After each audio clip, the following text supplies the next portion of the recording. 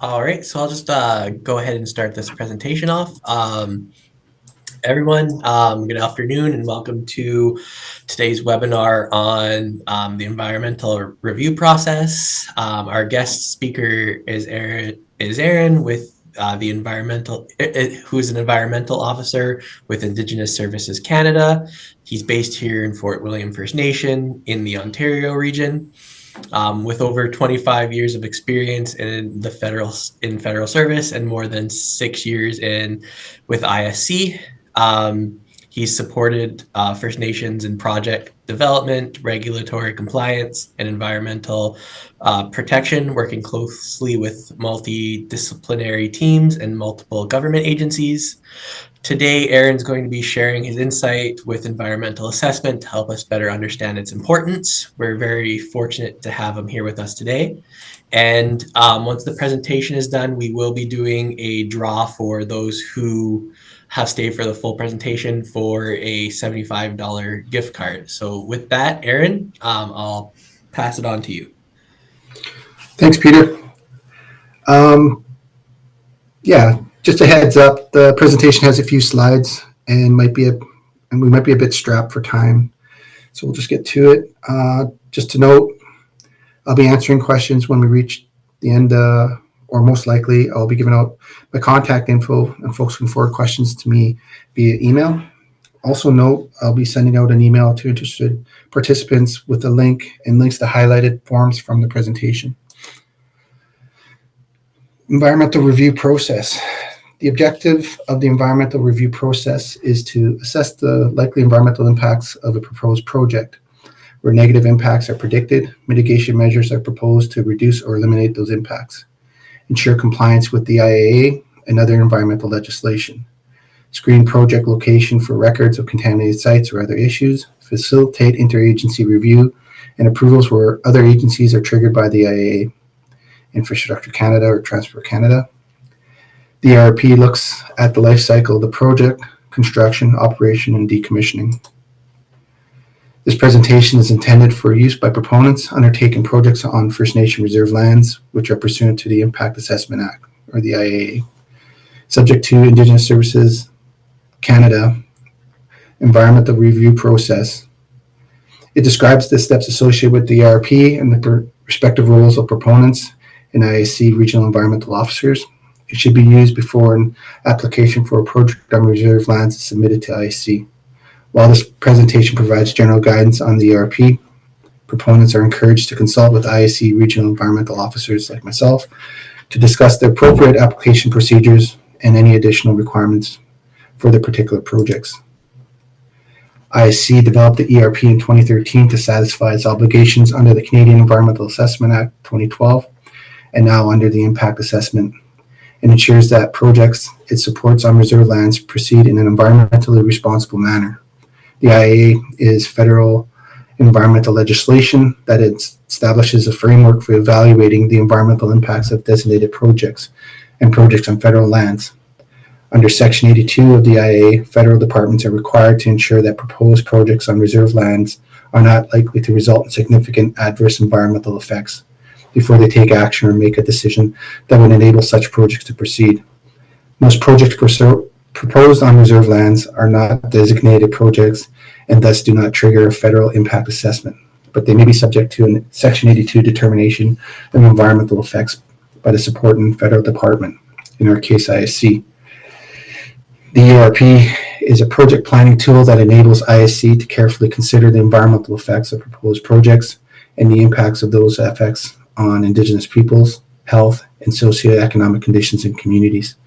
ISC must make a determination of environmental effects before it can issue funding, land tenure, or other authorizations in support of projects on reserve lands. The environmental review focuses on the proposed project components located on reserve lands and the full extent of the potential environmental effects associated with those components. Any environmental effect that originate on reserve lands but cross into an adjacent jurisdiction such as a municipality, provincial lands, or another reserve must also be considered in the review. In some cases, the environmental effects of a project may trigger the Crown's legal duty to consult.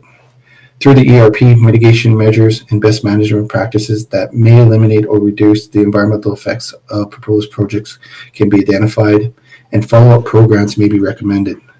The ERP helps ensure that proposed projects comply with all applicable federal and provincial laws, standards, and permit requirements. Under the ERP, the level of environmental review is proportionate to the level and likelihood of potential environmental risk associated with execution of the proposed project. As a result, projects that are low in complexity and environmental risk are routinely undertaken or have feasible, well-established mitigation measures that do not require the same level of review as projects that have greater potential to cause adverse environmental effects.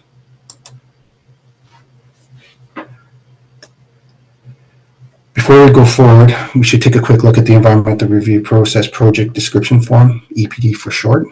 This is an important tool we use that provides the proposed project information from the proponent to the ISC environmental officers for understanding and review. So the EPD, or the Environmental Review Project Description Form, is submitted by the proponent, which is the First Nations or other parties on the First Nations behalf, such as a consultant. EPD is required when ISC is funding a project on reserve, First Nations Infrastructure Investment Plan, First Nations Indian with Health Branch, housing, solid waste contaminant sites and remediation, infrastructure, and community development. This form, as we see here, is an example of the latest EPD. Just keep in mind this thing's always being updated. Please note the form includes an instruction tab that will walk you through the form. I'll be providing a link for a copy of the form at the end of the presentation.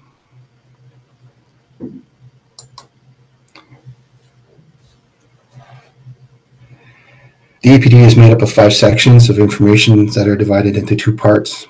Sections 1 to 2, initial information. Most projects that are minor or have a negligible risk level. So Section 1 collects the information needed to determine if the environmental review process applies to the proposed project on federal lands, involve physical work, physical activity, and IC funding or a permit. Section 2 identifies environmental and cultural features that are present and potentially impacted by the project. Example would be species at risk, fish habitat, contaminated sites, archaeological or cultural resources. This information is collected from any resource available to the proponent. So either through design drawings, design briefs, background reports, community knowledge, mapping, other agencies, say MNRF, MECP, consultant reports, or ISC records. Sections 3 to 5, these sections are to be filled, and the level of review is considered simple, and the project has a low risk level. It's initiated when the additional environmental review is required under the IAA.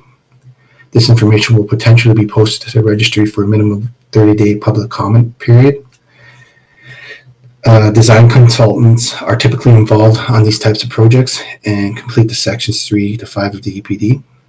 These sections gather the additional information about the site, the overall project, impacts, and mitigation measures. And the EP must be approved or signed by ISC prior to starting any construction.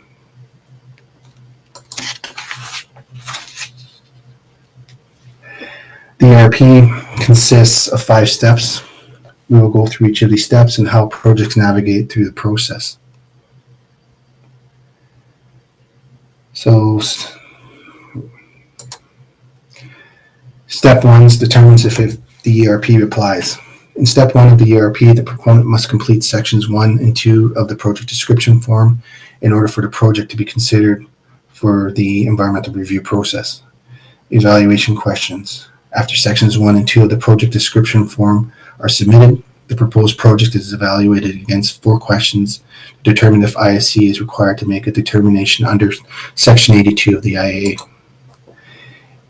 Is the proposed project a designated project?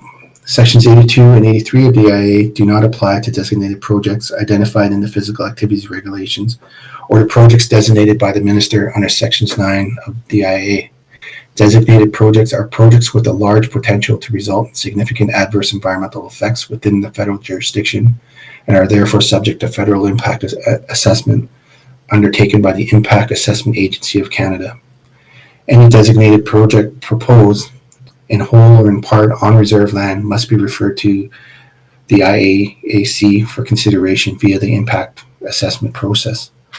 Designated projects are not to be confused with the designated classes of projects set out in the ministerial order under sections 88 of the IAA. Does the project involve a physical activity associated with a physical work on reserve? IAC is only required to make a determination on the IAA for projects which satisfy the definition of a project under sections 81 of the Act, which states that projects include a physical activity in relation to a physical work on federal lands. All three of these elements must be satisfied in order for a proposed project to require a determination under the Act. Definition of a project under sections 81 of the Impact Assessment Act. A project constitutes a physical activity involving a physical work on federal lands. Physical activity includes carrying out tasks such as construction, modification, operation, and decommissioning. Physical work. A physical work includes a structure built by human that have a defined area and fixed locality. Federal lands. Federal lands are defined in sections 2 of the IA. They include First Nations lands, national parks, and military bases. A project as defined in section 81 of the IA must meet all three conditions: physical activity, physical work, and federal lands. Is the project in response to an emergency? Projects being carried out because of an emergency do not require Section 82 determination. This exemption applies in instances where the project is being carried out in response to matters of national security or to a national emergency as defined under Sections 3 of the Emergencies Act. This also applies when executing the project without delay that will prevent damage to property or the environment or maintain public health or safety. IC regional environmental officers have the discretion to exempt a project from review because of emergency circumstances. IC makes every effort to consider the environmental effects of such projects and apply mitigation measures to the extent possible in the circumstances. A good example of this would be if there was a bridge washout or a road washout. Will IC issue funding or an authorization in relation to the project? A Section 82 determination of environmental effects is only required when a federal authority has a decision to make that would enable a project to proceed on federal lands. As a result, ISC only conducts environmental reviews on projects proposed on reserve lands for which it provides funding or issues an authorization, for example, lease, permit, or of which it is the proponent. Due diligence reviews. In some instances, proposed projects that do not meet one or more of the above conditions may still undergo a due diligence environmental review. Typically, ISC will conduct due diligence reviews when it is providing funding for activities that will be carried out off reserve, such as on pre-ATR or additions to reserve, or free simple lands, such as lands purchased by the community. The due diligence review process will be based on jurisdictional requirements such as provincial or territorial approvals and project specifics. The environmental review should also include a due diligence consideration of legal requirements and industry standards, including the following: legislative and regulatory requirements such as those under the Canadian Environmental Protection Act, the Species at Risk Act, the Migratory Birds Convention Act, and the Fisheries Act.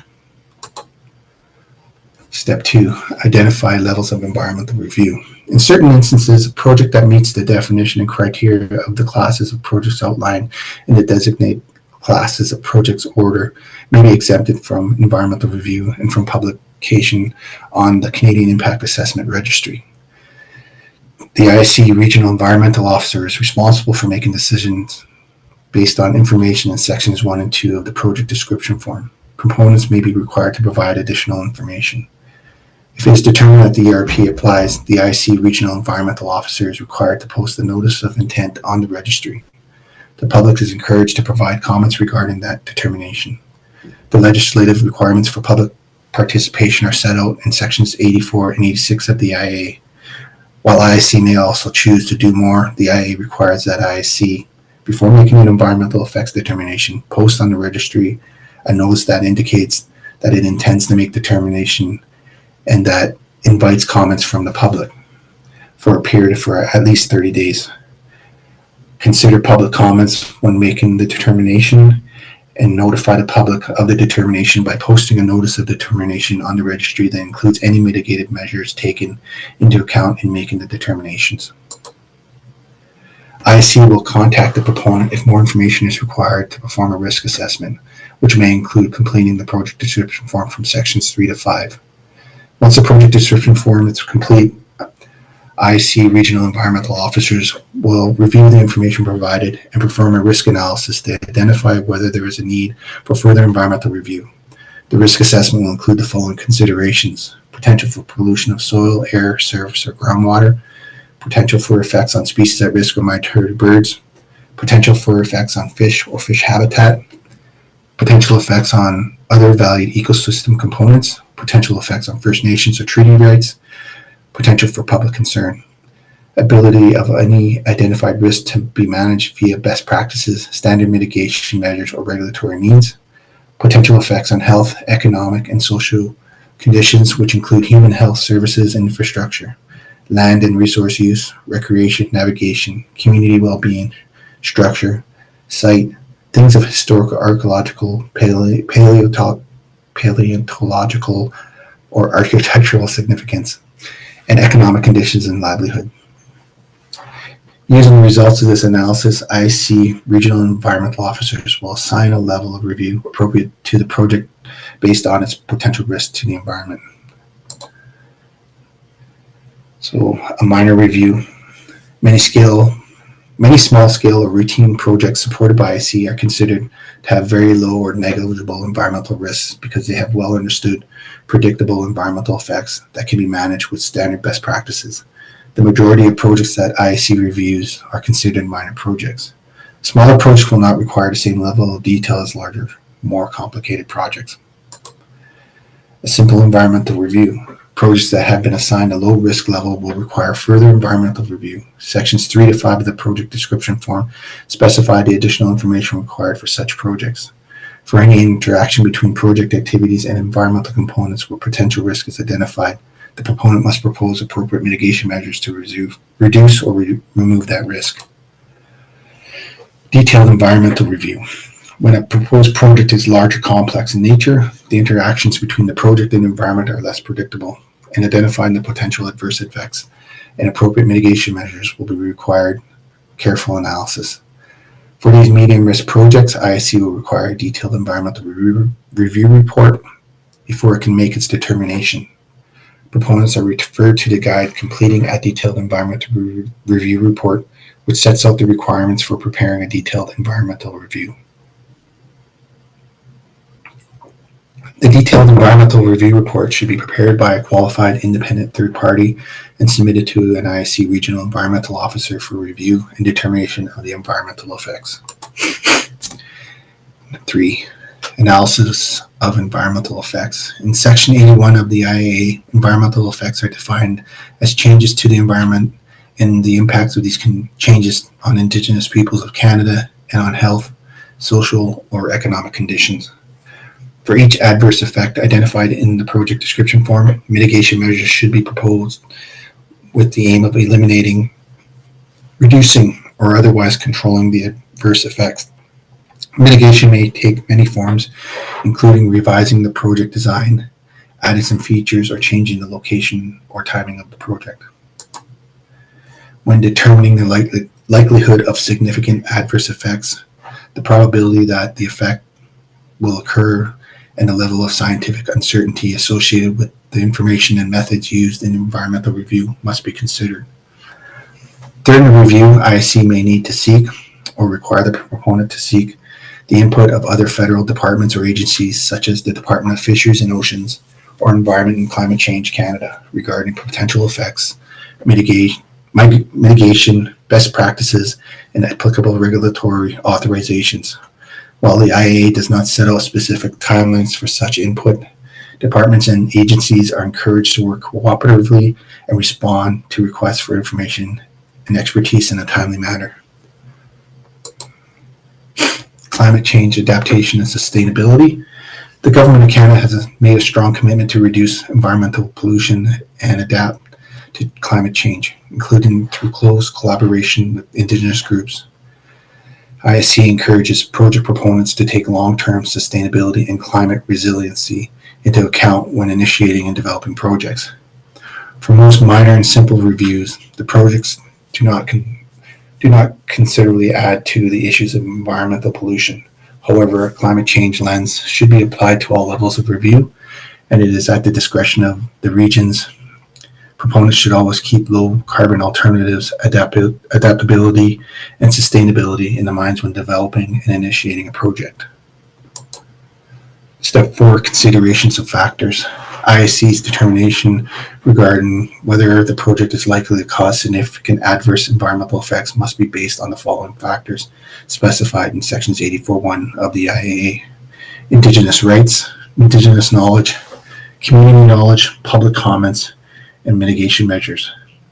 ISC regional environmental officers use the information provided in the project description form or detailed environmental review report when considering these factors in their analysis. Should further information be required, the ISC regional environmental officer will reach out to the proponent directly. Economically feasible means that the costs associated with the actions are not prohibitively high. In reviewing the proponent's views regarding the extent to which mitigation measures are economically feasible, the ISC regional environmental officer should consider various economic criteria in the context of the particular project. The following are examples of such economic criteria: the estimated cost, revenue, profit, and production forecasts. Before making a final determination, ISC must be satisfied that the proposed mitigation measures will be implemented for the proposed project. Mitigation measures are often linked to any authorization or funding agreement issued by the department. The proponent will be required to implement the proposed mitigation measures under the terms of the authorization or agreement. Monitoring and follow-up programs. The determination of the environmental effects may include a requirement for post-project compliance reporting and/or follow-up monitoring programs. A monitoring program with clearly defined roles and responsibilities may be implemented. This ensures that the proposed mitigation strategies or follow-up programs identified in the environmental review will be implemented. Monitoring programs can be linked to all phases of development, from pre-construction, construction, and operation to decommissioning and abandonment. The proponent may be asked to submit periodic reporting for each phase of the project. If a project is located in an environmentally sensitive area, has generated substantial public concern, has mitigation measures that are typically or not well established, or has poorly understood potential effects because of its novelty or new technology, a follow-up program may be also undertaken. This will help detect unanticipated environmental effects and support or verify predictions that no significant environmental effects are likely. Step 5, decisions and implementation. DRP concludes when ISC issues a determination regarding the likelihood of significant adverse environmental effects as required by the IAA. If the environmental review determines that carrying out a project is likely to cause significant adverse environmental effects, ISC cannot provide support such as funding or regulatory authorization to the project. It may, in consultation with the proponents, seek a governing council decision on whether the significant adverse environmental effects are justified in the circumstances. If the governor and council determines that the significant adverse environmental effects are indeed justified, ISC would then be able to provide support to the project. If the environmental review concludes that the project is unlikely to cause significant adverse effects, ISC may proceed with its funding and regulatory authorization, such as a permit or lease, in support of the project, as long as all other applicable program requirements are met. As a condition of funding or regulatory approval, ISC will issue terms and conditions or delivery requirements to ensure the proponent will meet the IAA requirements, including mitigation measures during the project implementation. Compliance and reporting. At project close, the proponent may be asked to submit a mitigation measures compliance report as part of the end of project reporting requirements. This report is used to confirm that the mitigation measures prescribed in the environmental review were incorporated into the project design and tender documents and implemented accordingly over the course of the project. It is generally not required for projects that underwent a minor review. Timelines. ISC aims to complete reviews in a timely fashion so that projects are not delayed unnecessarily and mitigation measures can be built into the project. DERP should be initiated as early as possible in the planning stages of any proposed undertaking to ensure that the environment is appropriately considered and any adverse effects are mitigated. For projects that would require posting on the registry, the proponent must take into account the 30-day public comment period associated with the IA requirements. Submitting a project description form. DERP should commence early in the planning stages of the project once the details of the project are known. That being said, the timing and process for submitting a project description form to meet a program's application requirements will vary with the specific ISC program and region. Proponents are strongly encouraged to contact program officers or advisors in the early stages of project planning and obtain program-specific advice on how DERP fits into the program's review and approval process. Environmental review costs. In ISC programs that fund design or business development costs, the environmental review may be considered part of those overall development and design costs. For projects where ISC's only involvement is to provide Indian Act, Land Tenure, or Dominion Water Power Act authorizations, the proponent of the project is responsible for funding the environmental review. Feasibility study, capital planning study, waste management plan, and business plan. A study funded by ISC that is not a physical activity in relation to a physical work is not considered a project as defined in the IA, so the ERP does not apply. Nevertheless, the ISC regional environmental officer should be contacted for advice on any study or plan relating to a planned project on federal lands. Early identification of regulatory requirements or potential environmental issues at the planning stage may save time or costs later on.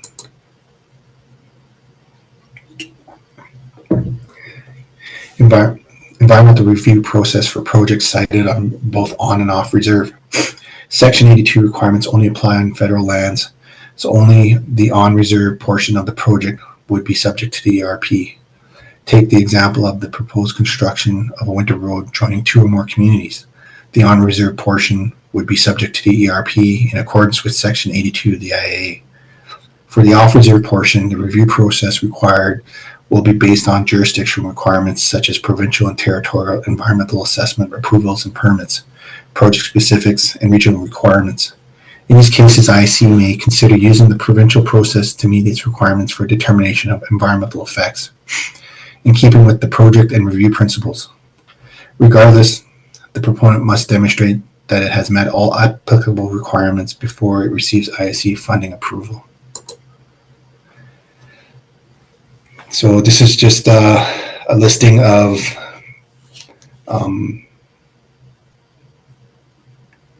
regulatory agencies, legislation, and guidelines that may be involved in a project on First Nation reserve land. The list is a working aid and is not exhaustive. The proponent is responsible for ensuring that the project incorporates the most current reference and complies with all legislative requirements. And I'll be providing this in a link at the end of the day to folks who want it. And we've reached the end.